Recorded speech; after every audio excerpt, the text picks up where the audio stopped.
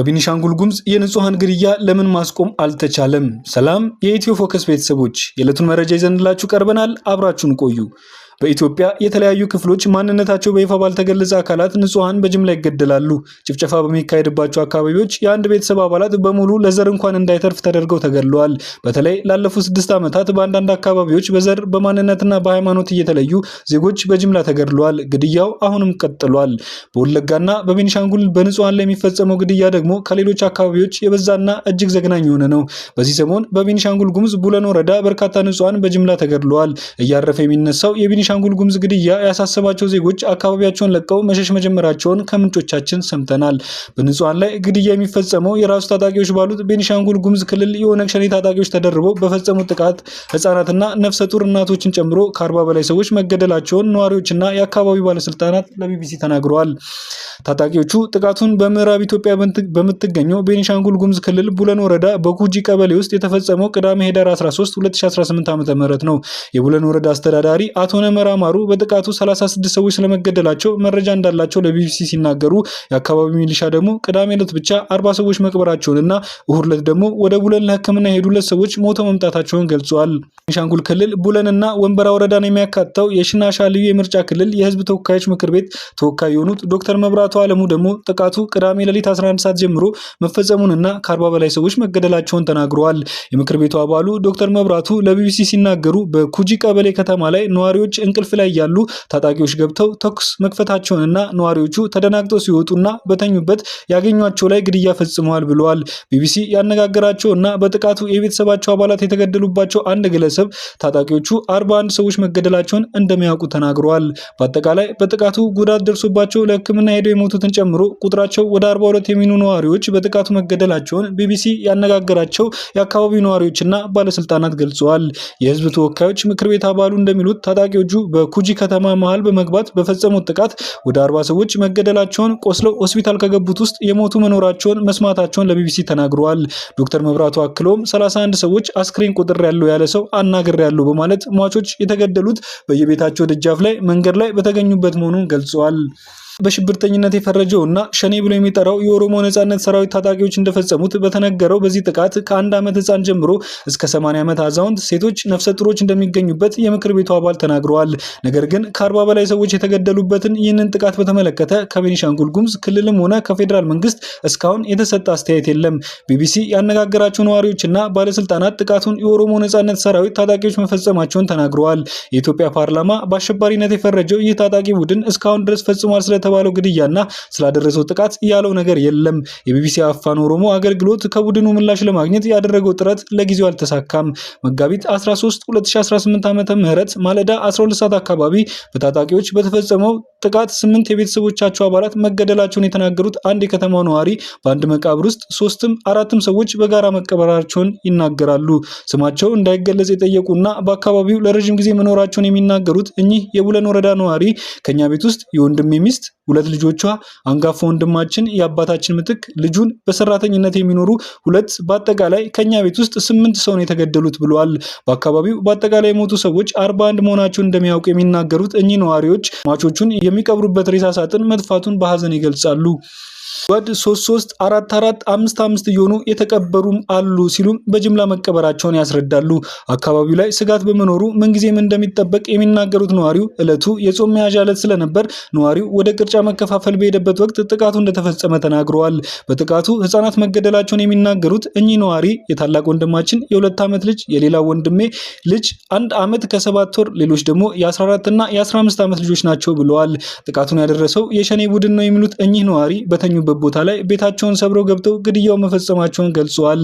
ሌላው የቡለን ወረዳ በጉጂ ቀበሌ ነዋሪ የፈጸመውን ግድያ አሰቃቂ ሲሉ ጠርተው የተገደሉት ሰዎች ቀብር ቅዳሜ ዕለት መፈጸሙን ተናግረዋል። በቀበሌው ሚሊሻ መሆናቸውን የገለጹ ግለሰብ ደግሞ በጥቃቱ ስለተገደሉ ሰዎች ተጠይቀው ሲመልሱ ሴት 15፣ ህፃናት 16፣ አዛውንቶች 4፣ ሚሊሻ 5 በማለት በታጣቂዎች የተገደሉትን ሰዎች በጾታና በእድሜ ዘርዝረዋል። ቅዳሜ ዕለት 40 ሰዎች መቅበራቸውን የተናገሩት እኚህ ነዋሪ እሁድ ዕለት ደግሞ ለተሻለ ሕክምና ወደ ሌላ ስፍራ ከተላ ከተላኩት መካከል 2 ሰዎች ሞተው መምጣታቸውን ገልጸዋል። በጥቃቱ የሚጠቡ 6 ህጻናት መገደላቸውን ገልጸው በአጠቃላይ ህጻናት በሚል የመደቧቸው እድሜያቸው ከ15 ዓመት በታች መሆኑን ተናግረዋል።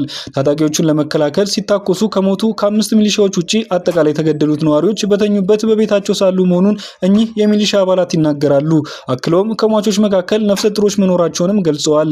የአካባቢው ሚሊሻ ለቢቢሲ ጥቃቱ ስለደረሰበት ሁኔታ ሲያስረዳ በቀበሌው ማለዳ ላይ ጥበቃ እያደረጉ በነበሩ ወቅት ባር የሚባል ወንዝ አለ። ወንዙ ተከትለው ለግድብ ተብሎ የተሰራ ቦይ አለ። እኛ ወደ ኋላ አስቀርተው በጎን ሾልከው ወደ ውስጥ ገቡ ሲሉ ጥቃት ፈጻሚዎቹ የመጡበት ሁኔታ ገልጸዋል። ታጣቂዎቹ በኋላ ላይ ቆርጠው ካስቀሯቸው የሚሊሻ አባላት ጋር ተኩስ መክፈታቸውንና በመንደር የሚገኝ የሚሊሻ አባላትም ወጥተው ተኩስ መክፈታቸውን ይናገራሉ። በኋላ ላይ ወደ አንድ ጎጥ ሰርገው በመግባት ይህንን ግድያ ፈጽመዋል ሲሉ ያስረዳሉ።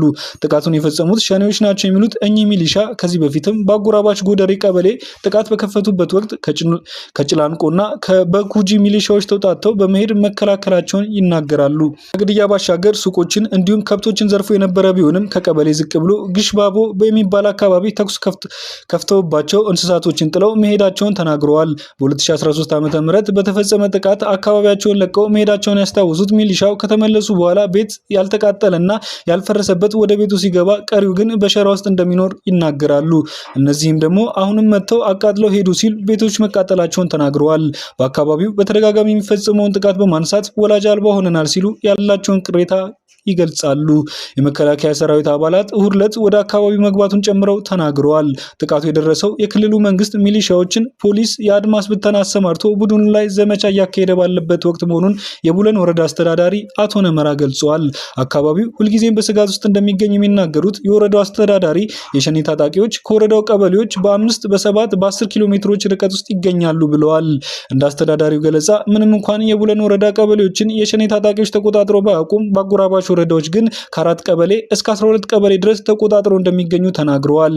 የህዝብ ተወካዮች ምክር ቤት አባሉ ዶክተር መብራቱ ግን ከዚህ በተለየ የሸኔ ታጣቂዎች በድባጤ በወንበራና በቡለን ወረዳዎች ከ5 ዓመት በፊት ጀምሮ የተወሰኑ አካባቢዎች ተቆጣጥረው እንደሚገኙ ተናግረዋል። የወረዳው አስተዳደር አካባቢውን ከሸኔ ስጋት ነፃ ለማድረግ በሚል ዘመቻዎችን በጀመረበት ወቅት በተደረገ ውጊያ ታጣቂዎቹ የበላይነት አግኝተው ግድያዎችን መፈጸማቸውን የወረዳው አስተዳዳሪ ተናግረዋል። 5 ዓመት በፊት በቡለን ወረዳ በኩጂ ቀበሌ የጅምላ ጭፍጨፋ ተፈጽሞ እንደነበር ያስታወሱት ዶክተር መብራቱ ወደ 251 ሰዎች በአንድ ጉድጓድ መቀበራቸውንም ተናግረዋል። በአሁኑ ወቅት የጸጥታ ኃይሎች በአካባቢው መሰማራታቸውን የምክር ቤት አባሉና የወረዳው አስተዳዳሪ ቢናገሩም የሸኔ ታጣቂዎች ግን ከአካባቢው ብዙ ርቀው አለመሄዳቸውን ገልጸዋል። ከጥቃቱ በኋላ የሀገር መከላከያ ሰራዊት ወደ ስፍራው በመድረስ ሁኔታውን እያረጋጋ መሆኑ አቶ ነመራ ለቢቢሲ ተናግረዋል። ግድያው በአሰቃቂ ሁኔታ መፈጸሙን የገለጹት የህዝብ ተወካዮች ምክር ቤት አባሉ የተፈጸመው በአካባቢው እየተንቀሳቀሰ በሚገኘው ኦነግ ሸኔ መሆኑን ተናግረዋል። በአካባቢው ከ6 ዓመት በፊት ጀምሮ የሸኔ ታጣቂዎች እንደሚንቀሳቀሱና የተወሰኑ ቀበሌዎችን ተቆጣጥረው እንደሚገኙ ዶክተር መብራቱ ተናግረዋል። የቡለን ወረዳ አስተዳዳሪ አቶ ነመራ በቅርቡ የተፈጸመው ጥቃት ከሚሊሻ ኃይል በላይ እንደነበር ተናግረዋል። የሸኔ ታጣቂዎች ሚሊሻዎች ከሚይዙት መሳሪያ የተለየ የታጠቁ መሆናቸውንም አክለው ተናግረዋል። የታጣቂዎቹ ቆመው አይዋጉም፣ ተኩሰው ይሮጣሉ በማለት ውጊያ የደፈጣ መሆኑን አብራርተዋል። በቡለን ወረዳ በኩጂ ቀበሌ ተደጋጋሚ ጥቃቶች ተፈጽመዋል። በአካባቢው በታህሳስ 2013 የጉምዝ ታጣቂዎች ባደረሱት ጥቃት በመቶዎች የሚቆጠሩ ሰዎች መገደላቸውን መንግስት መግለጹ ይታወሳል። ከሰሞኑ ጥቃቱ በፊት የበኩጂ ወረዳና ቀበሌ ለክልሉ መንግስት ተጨማሪ ኃይል ላክልን የሚል ጥያቄ ሲያቀርቡ እንደነበረም ተናግረዋል። የቡለን ወረዳ አስተዳዳሪ አቶ ነመራ ማሩ ወረዳው 22 ቀበሌዎች እንዳሉና የሸኔ ታጣቂዎች እስካሁን ድረስ የትኛውንም ቦታ ለመያዛቸውን ተናግረዋል። የወረዳው አጎራባች በሆነው ድባጤ ግን ከ8 እስከ 12 ቀበሌዎች በወንበራ 4 ቀበሌዎች ውስጥ ይገኙ እንደነበርና በቅርቡ መከላከያ በሸኔ የተያዙ የወንበራ ቀበሌዎችን ነፃ ማውጣቱን ገልጸዋል። ከ40 በላይ ሰዎች የተገደሉበት ቅዳሜ ዕለት በተፈጸመው ጥቃት ከ10 በላይ የሸኔ ታጣቂዎች መገደላቸውን አስተዳዳሪው ተናግረዋል። ታጣቂዎቹን በህገወጥ መንገድ ሀብት ለማካበት ዓላማ አድርገው የሚንቀሳቀሱ ናቸው ያሉት አቶ ነመራ በአካባቢው ያለን ወርቅ እንዘርፋለን፣ ይህ ወርቅ የሚገባው ለኛ ነው የሚል አስተሳሰብ ይዘው ይንቀሳቀሳሉ ሲል ይከሷቸዋል። አክለውም ህዝቡን ለማባበል እና ለመያዝ በአካባቢው የሚኖረው ኦሮሞ የኢኮኖሚና የስልጣን ተጠቃሚ አይደለም በሚል እንደሚቀሰቀሱም ተናግረዋል። ከዚህ በተጨማሪም ታጣቂዎቹ መተከል ለኛ ነው የሚገባው የሚል የግዛት ማስፋፋት እንቅስቃሴም ያደርጋሉ ብለዋል። አስተዳዳሪው የቡለን ከተማም ሆነ የአጎራባች ቀበሌዎች ነዋሪዎች ሁሌም 24 ሰዓት ታጣቂዎች ጥቃት ይፈጽማሉ በሚል በተጠንቀቅና በስጋት እንደሚኖሩ ገልጸዋል። የአካባቢው አስተዳደርም የሸኔ ታጣቂዎች በጥቂት ኪሎ ሜትሮች ርቀት ላይ እንደሚገኙ፣ በዚህም የተነሳ ወረዳውን ከሸኔ ታጣቂዎች ለማጽዳት በሚል ዘመቻዎችን እያካሄዱና አሁንም ያንን እንደሚቀጥሉ ተናግረዋል። ከመከላከያ፣ ከፖሊስ፣ ከአድማ ብተናና ከሚሊሻ የተውጣጣ ኃይል በዘመቻው ላይ ተሳታፊዎች ናቸው ብለዋል። የዕለቱ መረጃ ይህን ይመስል ነበር። ላይክ፣ ሼር፣ ሰብስክራይብ በማድረግ ቤተሰብ ይሁኑ።